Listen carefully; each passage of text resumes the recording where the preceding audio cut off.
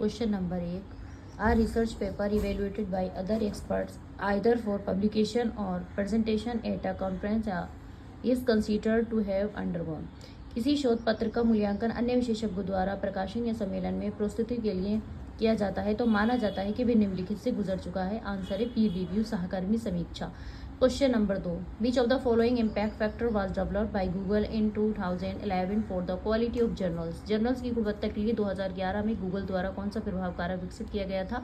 Answer है I10 index. Question number 3, which of the following P values would signify that a simple correlation coefficient is significant and 1% level of significance. निम्नलिखित में से कौन सा पैमाना यदि संकेत देगा कि नमूना से संबंध गुणांक 1% महत्व स्तर पर महत्वपूर्ण है? आंसर 0.005।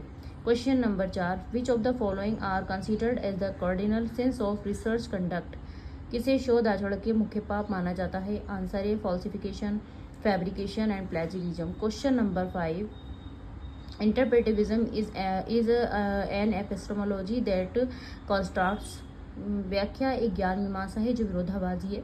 आंसर है पॉजिटिविज्म, सकारात्मकता।